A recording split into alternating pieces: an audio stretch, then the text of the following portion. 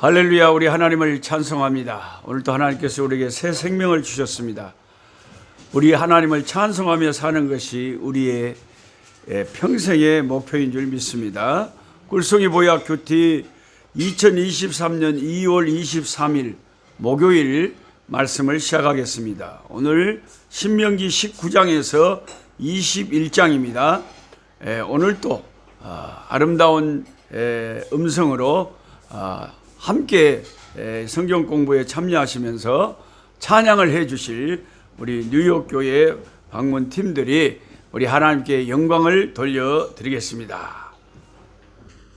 주 하나님 지으신 모든 세계 내 마음 속에 들여볼 때 하늘의 별 울려 퍼지는 데서 주님의 돕는 우주의 찬美내 영이 주의 뜻을 들으며 찬양하고 찬양하네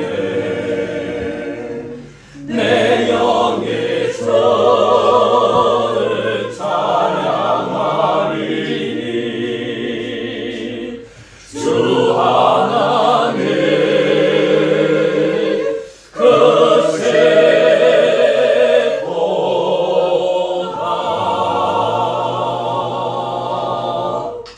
할렐루야. 아멘. 너무 좋습니다. 뉴욕 돌아가지 말고 계속 같이 있으면 좋겠습니다. 신명기 20장에 보면 가나안 정복 전쟁을 앞두고 모세는 전쟁에 참가시키지 말고 집으로 돌려보낼 자들을 전쟁터에서 전쟁하지 말고 집으로 갈 군인들에 대해서 언급을 합니다.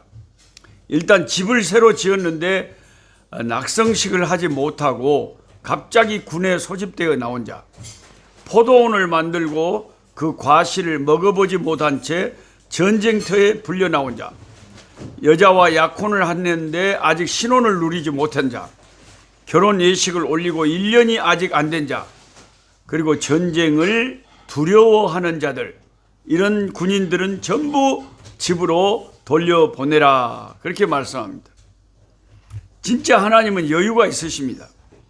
자신이 있으시니까 군인들의 숫자에 연연하지 않고 전쟁에 집중하지 못할 자들은 아예 집으로 가란께 우리 집으로 돌려보내면 돼요. 그래서 저도 보면 도움이 안 되는 사람들은 그냥 없는 것이 훨씬 도움이 돼요. 맥없이 같이 있어갖고 오히려 방해가 된다는 게 없으면 좋겠어. 그래, 하나님도 그러신 것 같아요. 집으로 가! 전쟁하지 말고. 없는 것이 도와주는 게 이런 하나님의 말씀이 신명기 20장에 있다는 거죠. 신명기 20장 3절에 보면 굉장히 중요한 말씀이 있는데 제사장들이 전쟁에 임하는 군인들에게 일러주는 지침이 있습니다.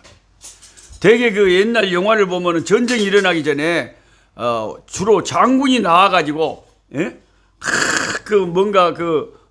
격려하는 말을 하는데 이스라엘 군대는 특이하게 장군이 나와서 뭐라고 격려하는 말을 하는 게 아니라 꼭 제사장이 나와가지고 제사장이 이야기를 하는 거예요. 뭐라 그러냐. 이거 진짜 성경 시험 문제 내가고 이거 주관식으로 답을 쓰는 분들은 겁나게 참 성경을 잘하는 분들. 이런 분들은 100명 중에 1명이 있을까 말까요. 제 질문이 뭐냐면 제사장이 전쟁을 앞두고 있는 이스라엘 군인들에게 나와서 하는 말의 내용이 뭘까요? 잘 싸워라잉? 그랬을까요? 어쩔까요? 이 답을 쓸 수 있으면 성경을 진짜 제대로 하셔. 근데 20년을 교회 단계도 몰라. 물어보면 모르는 단계. 신명기 20장 3절입니다. 읽어드립니다. 말하여 이르기를 뭐라 그러냐. 이스라엘아 들으라. 너희가 오늘 너희의 대적과 싸우려고 나왔으니 자 이제 뭘 명심하라고 하냐.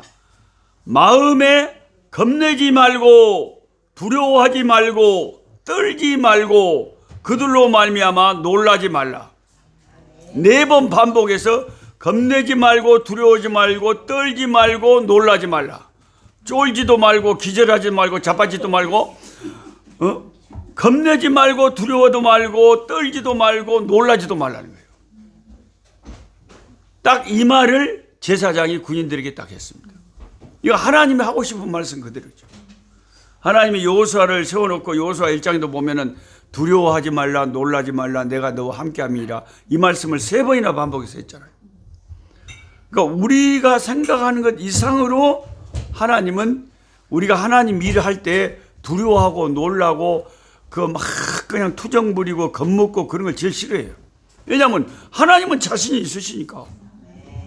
그러니까 안 하려면 그냥 집에 가란게 못한다고 부정적으로 그걸 끼워갖고 자꾸 그러지 말고 김 빼지 말고 하나님과 함께 일할 사람만 나가서 일하라 이거예요. 그러면 역사가 일어난다 이거죠. 그래서 제가 이제 그 선교사의 노래 이번에 한번 작사했는데 또 2번째 작사하고 싶은 주제가 뭐냐면 그 두려움의 요소들. 우리가 살다 보면 이 fear factor라고 두려움을 주는 요소들이 많아요. 이렇게 나하고 굉장히 친했던 사람이 갑자기 등을 돌려본다. 그러면 사람이 잠도 안 오고 두렵고 기분이 나쁘고 인간관계의 문제, 그 다음에 돈, 재정 문제, 그 다음에 이제 몸에 질병이 뭐 통풍이 온다 할지 뭐 발가락이 아프다 할지 뭐 하여튼 여러 가지로 뭐 질병이 오면 이거 암 아닐까 이거 걱정이 돼가지고 기가 막힌 이 피어 팩터들이 굉장히 많이 나오는 거예요. 근데 이런 모든 인생을 살다 보면 밀물처럼 끊임없이 두려움의 요소들이 우리를 공격하는데 어떻게 주님 말씀처럼 두려워하지도 않고 놀라지도 않고 자빠지도 않고 쫄지도 않고 항상 담대하게 할 수 있다 믿음을 가지고 살아갈 수 있느냐. 그런 노래를 찬양을 가사를 하나 작사를 하고 싶다 그 말이에요. 예. 그래서 늘 부르려고. 예. 항상 기뻐하고 범사에 감사하고 늘 담대할 수 있는 그런 생각을 늘 어떻게 해야 될까 늘 묵상하고 있어요. 예.